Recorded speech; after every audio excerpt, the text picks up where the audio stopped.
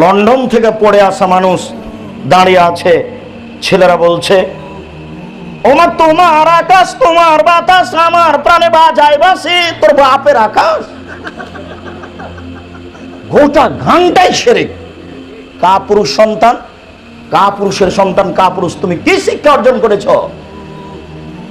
এই দেশের শিক্ষা নীতিকে কবর দাও।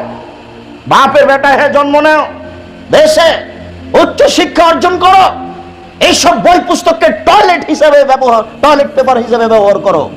মুসলমানের বাচ্চা হয়ে উন্নত মানের শিক্ষা দাও জাতিকে, উন্নত মানের বই পুস্তক বের করো। কি শিক্ষা অর্জন করেছো?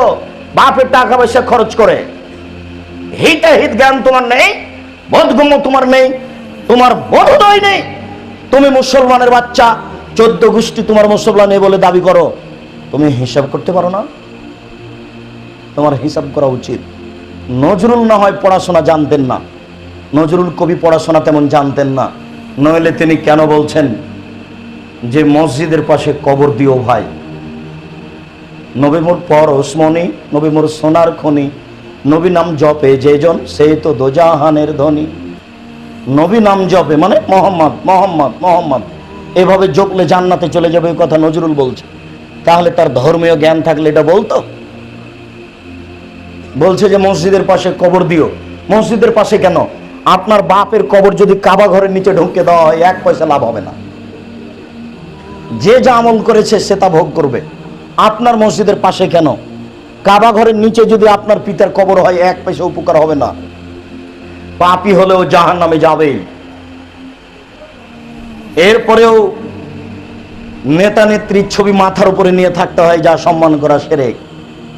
গোটা দেশটাই শিরকে ডুবে আছে। মুসলমানের বাচ্চা, তুমি জানো না যে একজন মুসলমান মারা গেলে 3 দিন শোক পালন করতে হয়?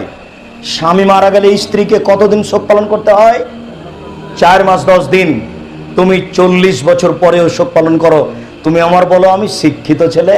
ছি ছি ছি, তোমার বিদ্যাকে কবর দিতে এসেছি।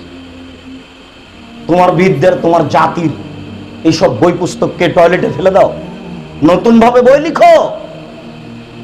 যেই বইয়ে লেখা থাকে বিসমিল্লাহ ছাড়া অন্য কিছু বলেও যদি প্রাণী জবে করা যায়, তাহলে সে সবাই খেতে পারে।